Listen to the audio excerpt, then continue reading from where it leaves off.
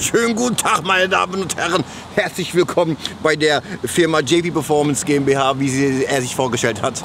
Dieses Gebäude hier hinter uns. Wir sind bei der Firma Canepa. Alle amerikanischen Kollegen von mir, alle, haben immer gesagt, also eines Tages musst du mal hier hinkommen, ist wirklich krass hier. Jetzt sind wir da. Von außen sieht das wirklich gut aus und wenn so eine Tuning-Firma oder wenn ein Autohändler einen eigenen Wasserfall hat, ist immer cool. Und zwar so. Also, wir sind hier auf dem Land, oder nicht? Ich weiß gar nicht, wie das heißt, wo wir sind. Ich auch nicht. Also auf jeden Fall, hier ist es sehr ländlich. Wie sieht das aus hier? Also, hier ist... Da vorne haben sie noch einen Showroom. Das hatten wir gerade vor. Da steht schon bombentechnisch richtig was drin. Aber ich glaube, hier drin soll es noch viel krasser sein. Die haben auch diese 959 Retro Recreation gebaut, die in diesen funky Farben waren, mit 800 PS und ich denke mal, die haben auch viele technische Sachen gelöst, wo Porsche etwas kostintensiv unterwegs war. Weil, was schätzt ihr, was kostet die Hydraulikleitung, wenn du 959 nur instand setzen willst? Also die musst du wechseln alle paar Jahre, weil der hat ja so ein Liftfahrwerk. Nur die Instandsetzung? Nur die Leitung. Nur die Leitung. Preis, den ich im Kopf habe. Die musst du wechseln. Sag 8. 60. So, wir gehen mal rein und ja gut, wir machen mal die Kamera aus, weil wir wissen, sind wir angemeldet. Wir sollen zu einem Bruce. Trust me, in Germany people will know you now. Okay. So, wir sind da. This is Bruce. How are you?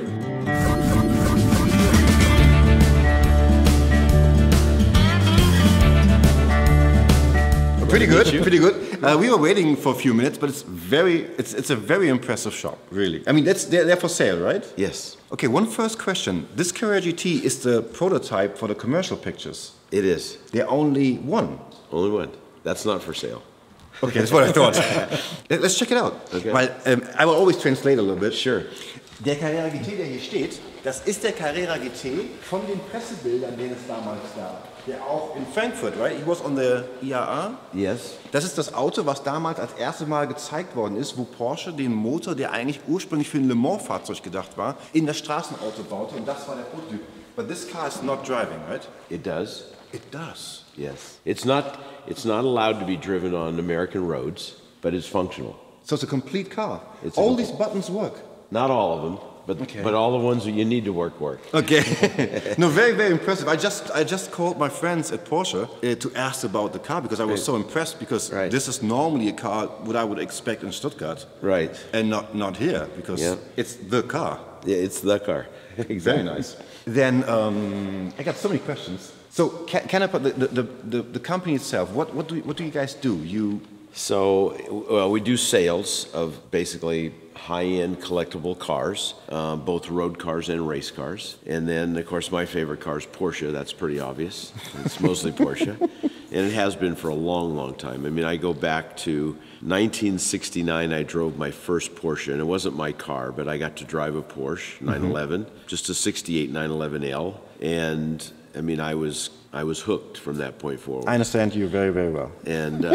And I ended up with a Porsche in 1971 or 2, my first Porsche, and I've had them ever since. So, nice. And no matter, and I've been fortunate to drive almost every other car there is and every kind of car there is, but I always go right back to Porsche in terms of what I would keep. Yeah, no comparison. Yeah, like me. Yeah. I mean, we will talk later on, I'm pretty sure, when the camera is off, but we share a lot. Yeah, I'm pretty sure. This is for us Germans. We don't know what that is. So in IMSA racing in the United States in the 70s, it was hard to beat Porsche. It was really difficult to beat Porsche from the early 70s on, starting with Peter Gregg with his 911s, and then the RSR in 73, and the RSRs in 74 and 5, and then the 934s and the 935s. Yeah, big ones. So John Paul, who was very famous for all kinds of wrong reasons, John Paul went... What kind of reasons? He was a drug dealer. Oh! and in IMSA back then, we had at least 3 teams that the owners of the teams were drug dealers. So we had the Whittingtons, and we had John Paul, and we had Randy Lanier, and they were all famous drug dealers that went to prison eventually in the United States. Seriously. And they all raced. And they were all actually good racers. They were actually really good racers. What I know is that when I was a kid, I grew up a lot in Florida, Miami, and all the drug dealers were racing the boats. Yep, well, it was and the Whittingtons were in Florida, and they raced boats first. And then cars. And then cars. And Randy Lanier raced boats first, and then cars. And I only know also Escobar. He was racing Citroens. Yes. He and Porsche. He had a RSR. I think. RSR, yeah. The yellow one, right? Yeah. Yes. Yeah. Escobar too. So anyway, so John Paul went to a very famous designer in the United States, Bob Riley. Yeah. And asked him to design a car that could beat the Porsche. And it did not. Well, it did actually. It's a tube-frame car. It had 850 horsepower. NA. Pardon? Natural aspirated. Yeah, naturally aspirated, 500 plus cubic inch V8. Same kind of engine was used in a Can-Am car. And he had this car built, and it was faster, but it didn't have the reliability. Yeah. Porsche, you know, I tell people a Porsche is just as fast at the end of the race as it is at the beginning of the race. That's true. That's the difference. That's the difference. Yep. So, what were the regulations? Because the wideness, yep. They were racing against something like this, the 935s, 934s. Yeah.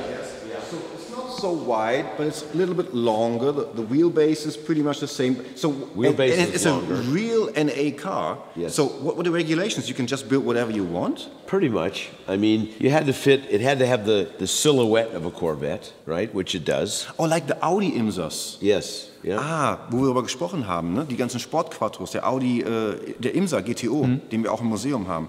We have a museum too in Dortmund, and we had the Audi Imsas also there in the museum, and they looked like the original car, but they were way bigger. Yep. And no real power regulation. And in an IMSA, they did everything they could to give more latitude to other manufacturers other than Porsche, because they wanted people to compete with Porsche. They wanted BMW to compete. They wanted Ferrari to be able to compete. They wanted Corvette to be able to compete. General Motors, they wanted anybody, Ford. So they gave them a lot more. Porsche would not have been allowed to be this extreme because they were already too extreme for the series.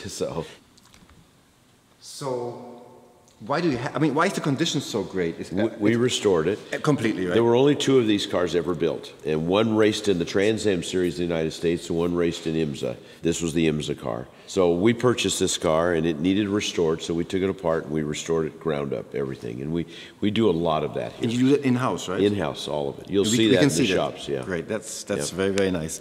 So this is also a typical Miami car. Daytona. Daytona, yeah. Then I see the Toyota in the back. What kind of engine is in that? A 4-cylinder engine, 2.1 liter, turbocharged, and that car won the IMSA championship in the class called GTO, which was a smaller displacement cars. Can I ask you something? Can we take the hood off? I don't know. We can look. Yeah. I'm not sure how. Das finde ich so geil, diese Dinger. Auch optisch finde ich diesen Toyota so krass. Ach, ihr habt ihn noch gar nicht gesehen, weil wir waren gerade ja hier am Rumeiern. Natürlich haben wir den beim Ansprechen gesehen. Natürlich haben wir den beim Ansprechen gesehen. Ja.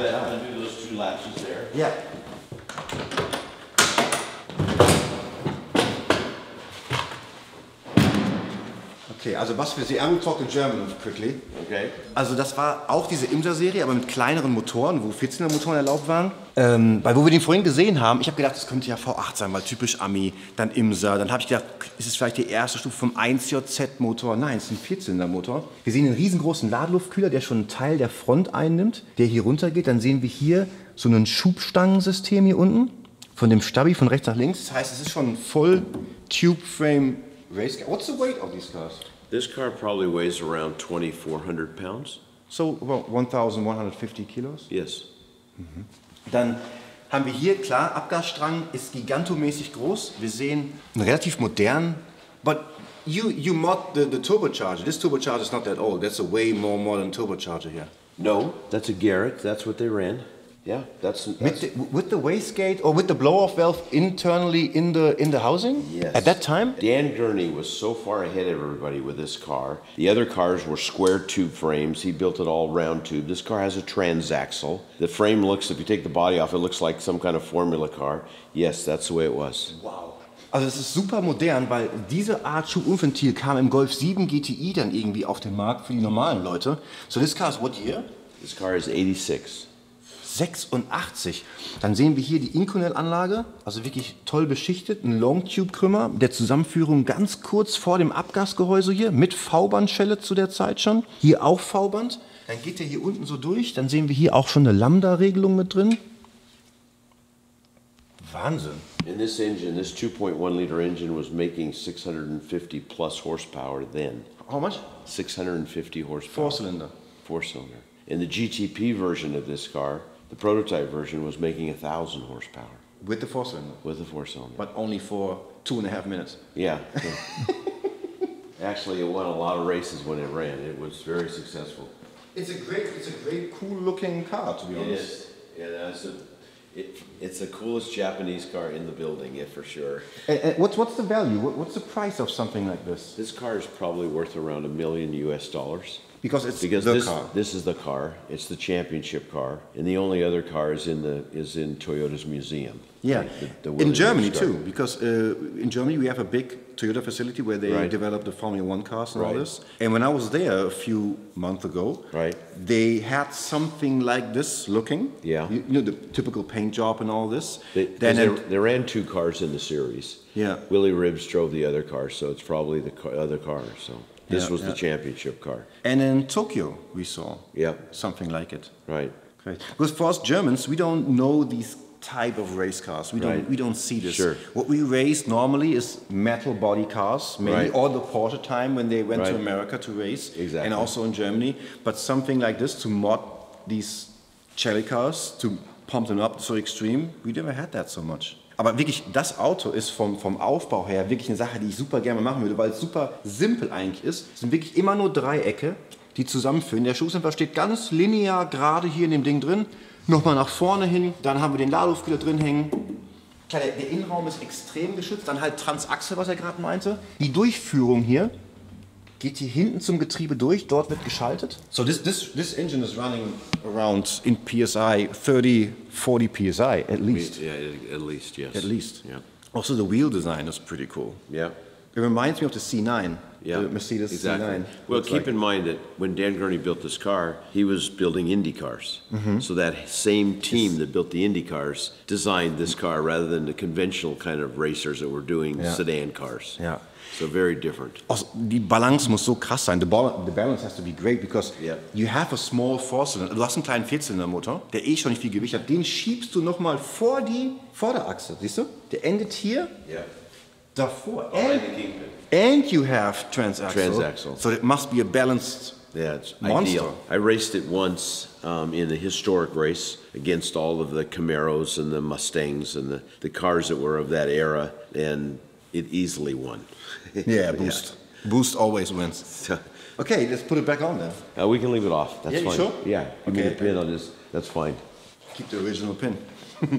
Yes, something like this. We had this a lot on the channel, and I drove many of these different kind of cars. Right. So we know this a lot. But the front is a little different, and the rear too. It's a different body style. Well, this is an aluminum tub car with a steel frame, with a round steel frame. Okay. This was Bob Aiken was trying to develop a competitive car against what was coming, which was prototypes. So that's actually a modified Lola front end from the T600. Yeah, you can see that the front is borrowed from another design car. Exactly. Aber wenn man genau schaut, ist diese Linie hier ist mehr so ein Lola oder so ein Toyota oder diese ganzen 956 Zeiten, wie das hier geht. Weil der Porsche würde viel mehr reingehen und würde halt auch schon eine Flat Nose sein, aber der Aufbau ist anders. Dann auch, guck dir mal den Überhang an.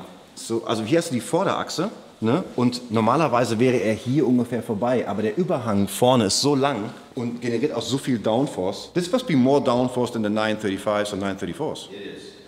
It is. It was built to go to Le Mans. They were late in all the construction, so they weren't competitive at Le Mans. But later on, when they got the car fully developed, Derek Bell said the car was fabulous. It really drove great. It has for many different cars. The parts. This looks very F40-like. Yeah. Also with the window here, this looks like an F40 LM. And the flat sides were always an advantage for aero. So. Yeah, this is also a big difference aero-wise. Yeah. Of course, because the normal cars go inside. Like the Moby Dick, basically. Yeah. Crazy. Yeah, one time I drove Moby Dick for an event, but in traffic. Yeah. This was not a good day. So upstairs is also impressive, I heard. I mean, one second. I mean, this is my personal love. All these glasses. So this is an IMSA car. So this was built for the IMSA series in America. In an IMSA, they didn't restrict boost. They didn't. They did not. Why is America always so cool about it? I mean, when you see racing here, people come to the races because in Europe it goes down a lot. Right. So these kind of things, they don't restrict boost at all. They did not restrict boost. And with that, they could make maximum horsepower. So the Nissan, this is the championship car right here. This is the car that won the IMSA championship. So when this car raced, and it won most of the races that year, it was making over 1,000 horsepower. Easy. Yeah. It was making 8,000 pounds of downforce at 180 miles an hour. And in weight? The car And the weighs weight, 2,000 pounds. Yeah. At what speed? It was 8,000 pounds of downforce at 180 miles an hour. Bei 180 Meilen hat das Fahrzeug den doppelten Anpressdruck wie das eigene Fahrzeuggewicht. Das heißt, diese Theorie, dass ein Auto unter der Decke fahren kann, ist natürlich gewährleistet. Natürlich. Du findest keinen, der das macht. Ja, weil das Auto halt einfach auch nicht so stabil ist, wenn es mal schief gehen sollte. Aber wenn du dein doppeltes Gewicht runterdrückst, it's extreme. So at Laguna Seca, you were just at Laguna Seca? Yeah, yes. So Laguna Seca, when this car, it won the race there back in '92. When this car raced at Laguna Seca, its lap times were 1:12. New LMP cars are not 1:12. Yeah, I mean, boost, downforce, and bolts make a car fast. Yeah, exactly. Okay. So this is, I guess, the intake for boost, for the intercooler. Yes. Because it goes out here, right? Yes. And this is for the turbochargers. That's for the brakes. That's the brake brakes. cooling. And so where did it? Yeah, this is for the turbocharger. Charger and intercooler? Yeah. Or? Well, the intercooler takes the air from underneath through the car. So. Oh. But that's for the turbochargers. And I saw it's possible to close it up and open it a little more. You can change it, yeah. And you can change the front. Those flaps move up in and out for how much downforce you want to create. This was a car designed by Trevor Harris. Trevor Harris is really a genius in terms of this kind of design. And of course, when this car showed up in IMSA, it took it to a different level. It literally took what everybody thought was fast and moved it ahead by a lot, not a little bit. Then Toyota came back with Dan Gurney with their GTP car and moved it ahead again a little, but it was a little bit. It was partially because when Toyota showed up, this car then was restricted. They made them run 25 millimeter restrictors in the turbos. 25 to make it competitive. Mm-hmm. And that took 150 horsepower out of the car. So how much is this car then? In value? It's for sale. It's for sale. It's 1.5 million in US dollars. So when I drove this car in an IMSA historic race, my lap times were 1:14s for an hour. Mm-hmm. And turn 6 up under the bridge up the hill, not lift, flat. Mm-hmm. Turn 10 before the last corner, flat, never lift. Yeah. Trust. You have to trust it, but it works. With these tires? With those tires, yeah. Crazy. Yeah, let's go upstairs. I'm curious. Echt sehr beeindruckend. Und sein Wissen ist auch wirklich toll. Ja, ist wirklich schön zu sehen, weil er sehr drin ist und all die Autos ja auch gefahren ist, auch in den Rennen gefahren ist. Und das ist wirklich schön. Macht wirklich Spaß. Also die Geschichte kennt jeden Designer von dem Auto. Ja, wirklich toll. Wir gehen mal hoch, los geht's. I'm super impressed. I hope you have a little time. I do. You? Okay. So this is kind of blow-off valve, right? So when the pressure gets too high, it opens up by springs. Exactly. So mechanically. So how much power does something like this make? 3,000 horsepower. No. How much? Really? Serious? 3,000 horsepower. So you sit here. This is 1968. 3,000 horsepower. With alcohol. So today's top fuel cars, which now the engine's behind the driver, they make 11 to 12,000 horsepower. No, I know, but wait. You sit here. Yes. You don't see. No, you get a reference. When you're in the car, you have a reference to one side or the other. Okay. That's how you do it. Okay. And the differential is right in front of right in front of here. Right in front of here. Exactly. So when 3,000 horsepower go through this, differentials don't like this. Yeah. They don't like this at all. No, but they seemed to, other than a few instances, they held up fine. Don Garlett's had a big, but his was a clutch problem. It was the more dangerous thing was the clutch, not the differential. Because so how much speed in a quarter mile they run? How much power? In this era, sixes. 6-second bracket. Really? Yeah. Today Today they're 3 seconds. I know, but in this, at that time. At that time, 6 seconds. How does it break? Well, they don't. They're Only this? Parachute? Parachutes. Yeah. Only parachutes. Well, they have rear brakes, but you can't really. You just drag them down because if you got on them, the thing would just do this. So you do parachutes because the speed is so high. This car in that era when they did 6s was in the 220 mile an hour range, 220 some miles an hour. Would you do this? I did do it. This? Yeah, not this car, but I drove one. Yes.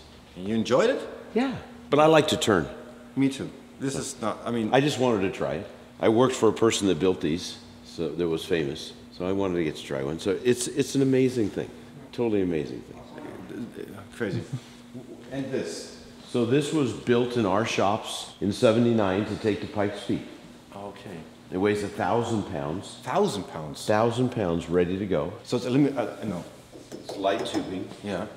It only weighs 1,000 pounds. It had a 3.3 liter turbo engine, 1979 era turbo engine. And twin turbo. We built that. You can see the manifolds. We built all the manifolds. Yeah. We changed the fuel system to have more fuel enrichment, changed the nozzles, changed the camshafts. And I hate these fuel systems. I know, but they're terrible. But for what we were doing, it worked okay. So that because climbing up and all this. Yeah. So. But it's a stock engine other than the camshafts and the turbochargers and additional fuel enrichment. So it made... So 450? No, no, it didn't make 5. I think it made 400... I think it made 400 to 450, somewhere in there, but it only weighed 1,000 pounds. Yeah, it's crazy. And with the tire, it must be super fun to drive. Yes, and we did it with Porsche trailing arms from a turbo and a Porsche gearbox. And it was the fastest car at Pikes Peak in 1980. There was nothing to catch it. So... I mean, it's changed a lot. Pikes Peak. Well, it's pavement now. Yeah, it's crazy. It was gravel then. Yeah. It was more fun in gravel. Yeah, I drove it. Die Jungs von Audi, die spinnen, guck das an.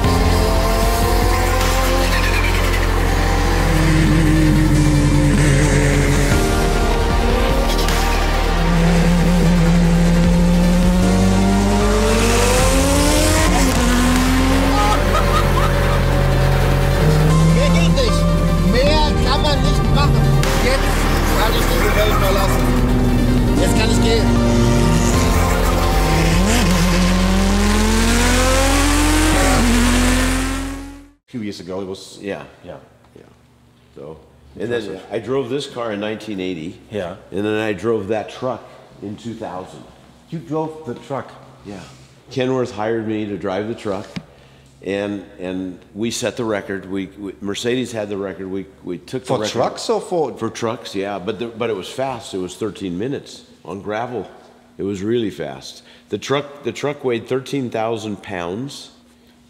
It had 1,965 horsepower. 1,900, okay. It had torque? 4,300 foot-pounds of torque at 1,700 RPMs. It was fun. And the best part is even with the dirt tires on it, at sea level on pavement, it did a 12.6 second quarter mile. Really? Had a ZF sequential gearbox. And, sequential. And I drove it like a sprint car. See how sideways I am? Yeah, I see that. That's how I drove it up the whole mountain. So the first year I took a minute off the existing record. Yeah. I like you. It was fun. Yeah, it looks like it. Yeah. So let's go on. These are made for, are these race cars to drive only this stadiums? Oval track. Well, that's an Indy car. So that's... Okay. And this is a sprint car. These are both sprint cars. This black car and this yellow car. This black car was driven over a 3-year period by A.J. Foyt, by Mario Andretti. Mario Andretti drove this thing? And Parnelli Jones. All 3 of them drove that car.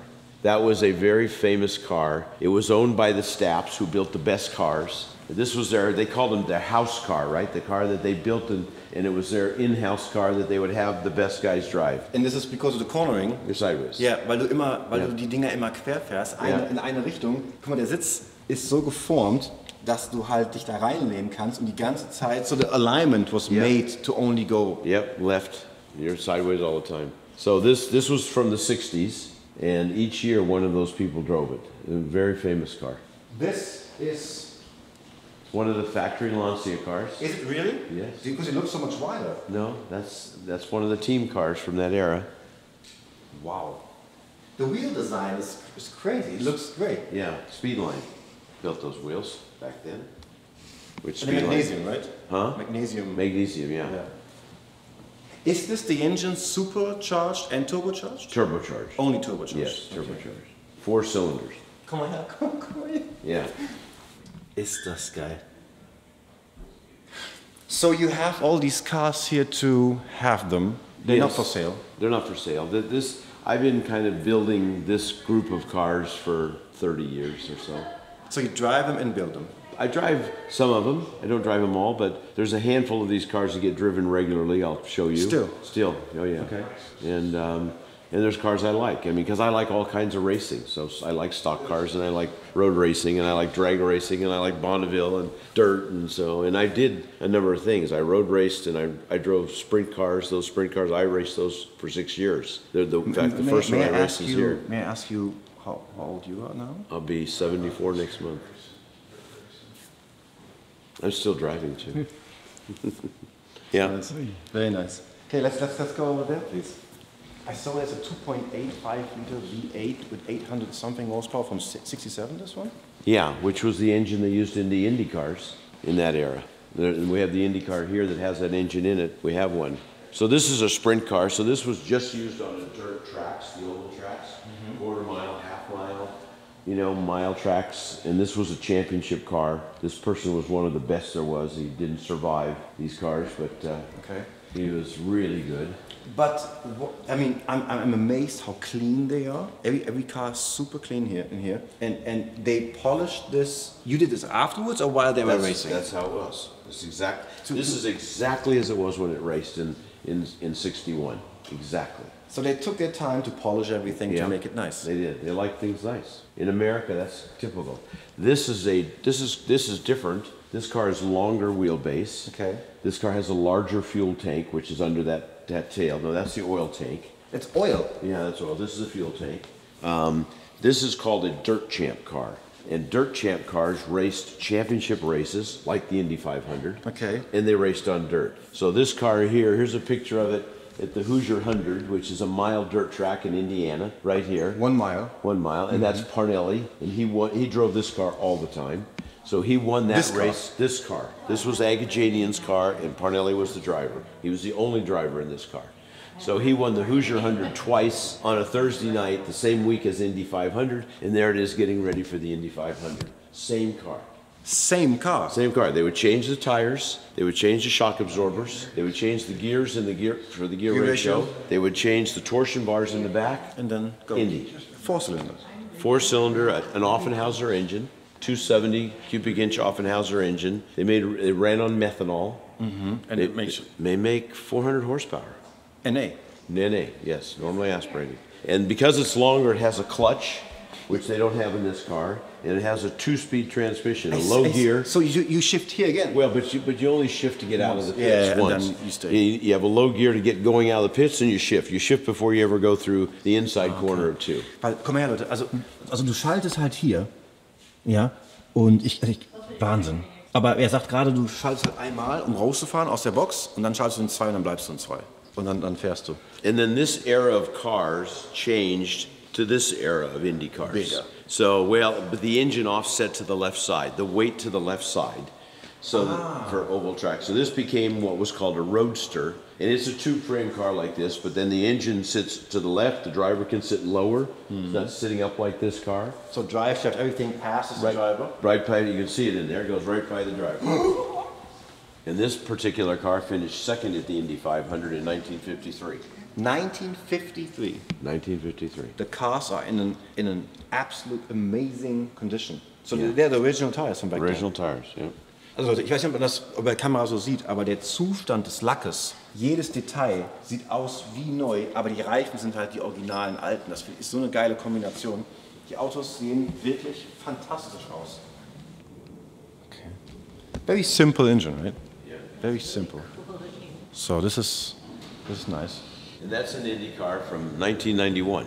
See, Germans with Indy, we don't have any contact with it. The most Germans laugh about it a little bit because they're just driving in a circle. At 230 miles an hour. Yeah. Yeah. So They can laugh all they want. yeah. But I mean, F1 is also crazy. Yeah. So I guess underneath this is a twin turbocharged engine, right? Because Yes. this is a wastegate here. Yes. So the turbochargers are where? Yeah. Underneath here? Yeah, it's all packaged in here. It's crazy how it's all packaged. You can And- barely and- see it. V8. So how much Yeah. power is this? It's a single turbocharger Okay, got it. because you're basically running almost full throttle, full speed all the time. So no lag. Right. So how much power is this? These were 850 horsepower. Okay. Yeah. And they again run on methanol, not on gasoline. So it runs run nice. cool. Yeah. Ja. Auch wirklich krass, sowas mal näher zu sehen, weil wenn man sich den Aufbau mal anschaut, also die Luft wird hier reingepumpt, das ist der Wasserkühler, geht hier wieder raus, Steuergerät ist hier, dann sehen wir hier nochmal so einen Wärmeaustauscher. Ich glaube, das ist Ladeluft. Nein, das ist Wasserkühlung, geht hier durch, hier wieder weg. Ich weiß gar nicht genau, Öl. Das ist ein externer Ölkühler, ist der Oil-Cooler, right? Yes. Das ist der Ölkühler. Dann haben wir hier die Krümmer ganz eingepackt. Dann haben wir hier ein Wastegate. Der Turbolader sitzt zentral darunter. Und was interessant ist, die Luft geht aus dem Lader und in die Ansaugbrücke rein. Und genau, der Grund, warum er keinen Ladeluftkühler braucht, ist, weil er mit Methanol fährt. Und mit Methanol ist die Verbrennung so kühl, dass da gar nicht so viel Hitze entsteht und er braucht das gar nicht. And for aerodynamics, packaging is critical. So everything is Yeah. packaged. So it's the smallest window of air that they use. You drove one of these? I did not. Die Abgasanlage ist teilweise in die Aerodynamik integriert, ist das? Der lässt es hier raus, um bloß keine großen Verwirbelungen oder Öffnungen zu machen. Also es ist alles wirklich ganz, ganz, ganz knapp gepackt. And then in our country, NASCAR racing is Yeah. huge. And this is a car that Dale Earnhardt drove in 1987. I know that. And that year he won 11 races. He won the championship. He won 4 of the races in that car. That's a super speedway car. It was the last year that they had the Wrangler sponsorship, which was famous.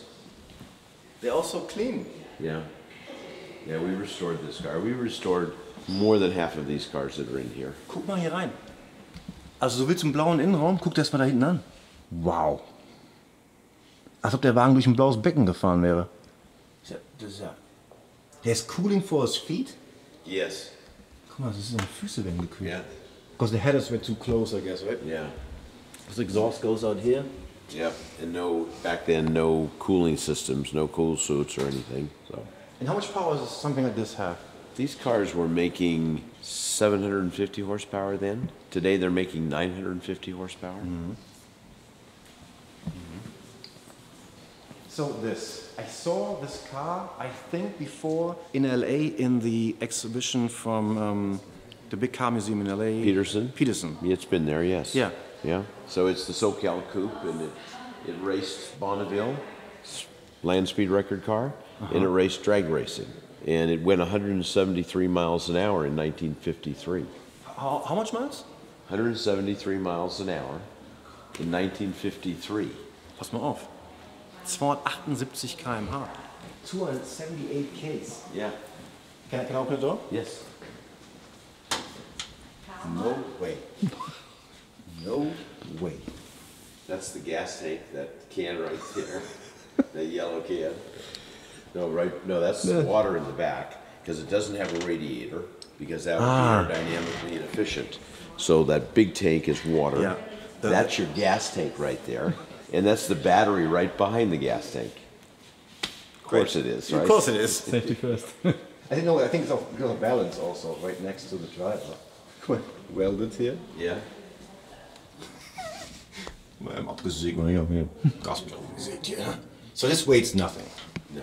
It's really, Just nothing. Well, actually, yeah, it's light, but at Bonneville, it's an advantage to be heavy. So they don't lighten anything up. And modern cars at Bonneville are really heavy. Gives them traction on the ice, on the ice surface, and it keeps them down. Flo, komm her. Fällt dir was auf an dem Käfig? Dass da keiner ist über dem Fahrer. There's no real roll cage. It's just a square behind him, the height of his head around. It's boilerplate tubing. It's what's used by plumbers. That's all they had there. Thank you very much to have that information, to have the opportunity to see all this. There was no conversations about safety in that era. There really weren't conversations about safety till when? The 80s, 90s. Yeah. You know. But who fits in here? I'm not able to sit in here. No. Alex is taller than I am, and he fit in there just fine. So his knees go. Yeah, but into the door. I didn't say it was comfortable. He just fit in there. You just find a way. 280 km/h in dem Stuhl? And the engine is a Ford flathead, but it's a Mercury block. They were better, but it's a Ford flathead with heads that were designed by Arden, famous person Arden. And the blower has a blower that's driven off the front of the engine, off the crankshaft. Off the crankshaft, that's what I'm saying. To be lower.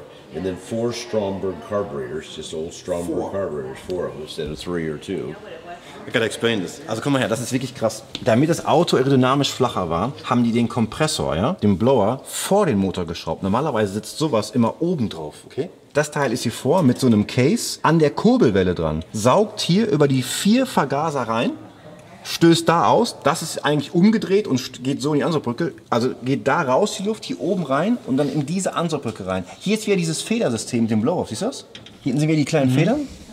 Das war früher wohl immer so gebaut. Dann wirklich schön Aluminium geschweißt. So, how much power is this? So it ran on methanol also, and it was believed to make about 430 plus horsepower.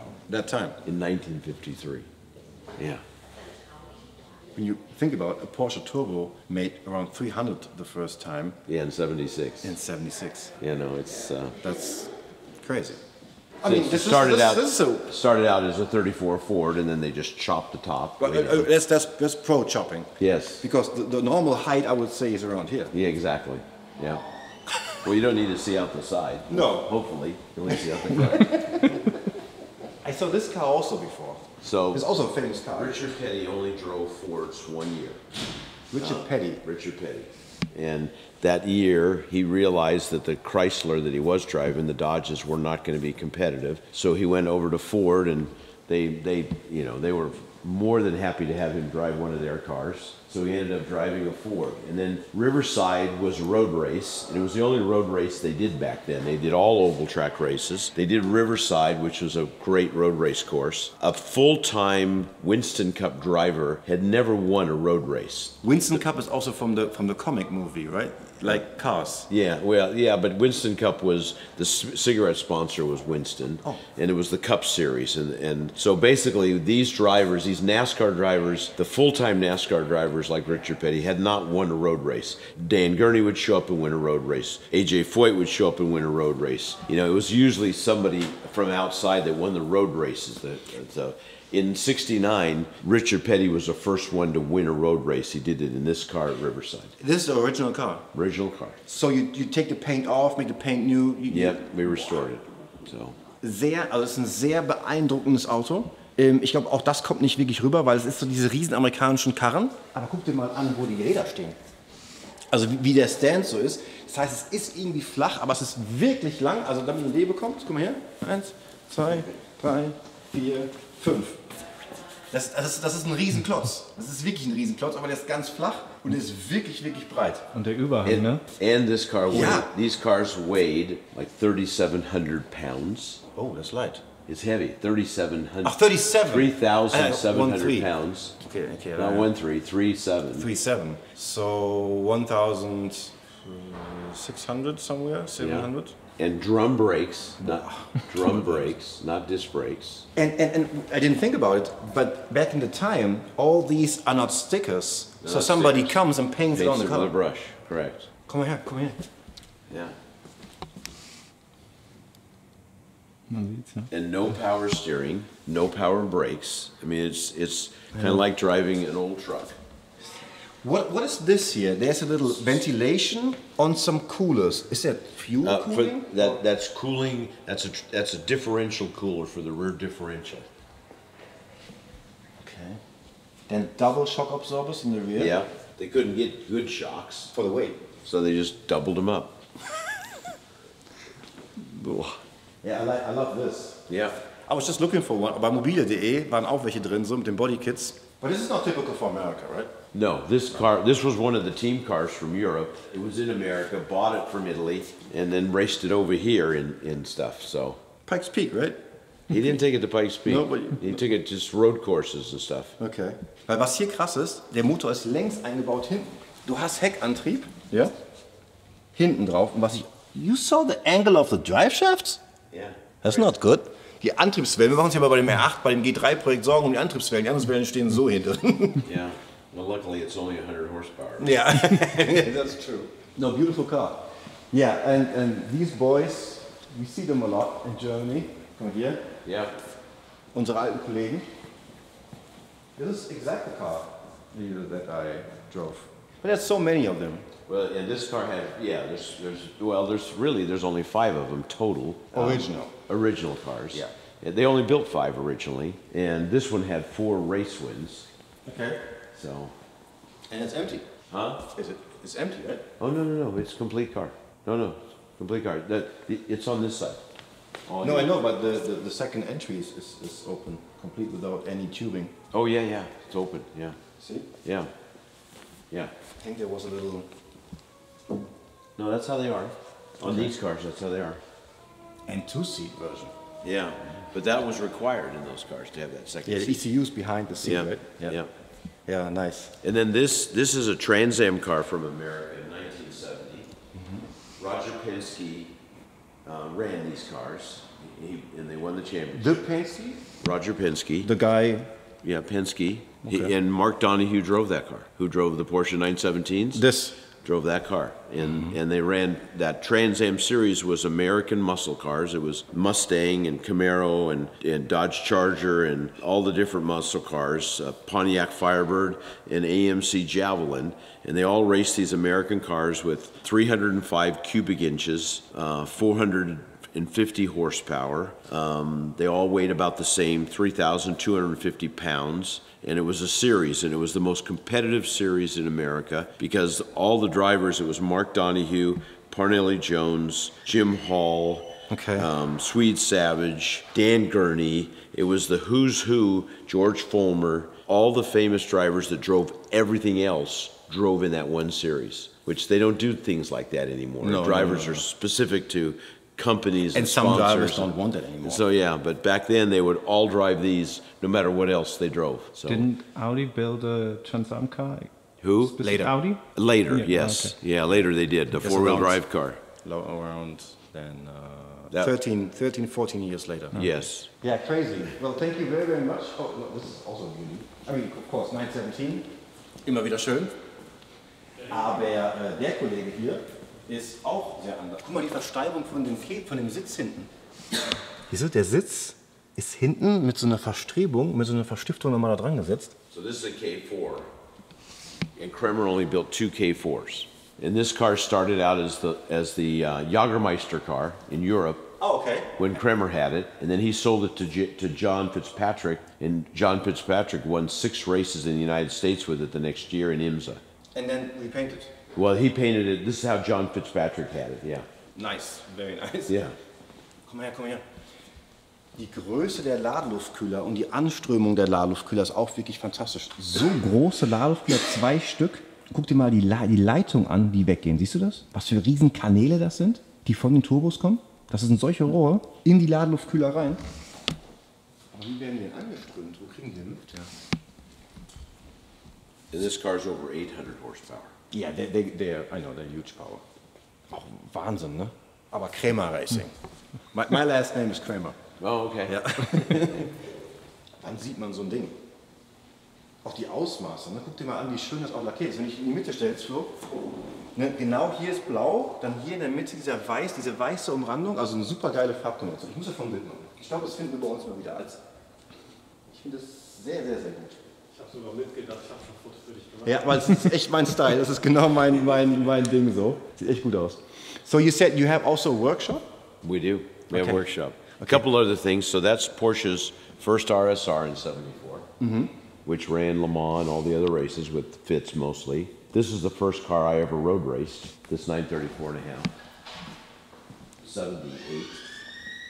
Die Autos sehen hier einfach, diese amerikanischen Startnummern, ne? Guck mal in Deutschland.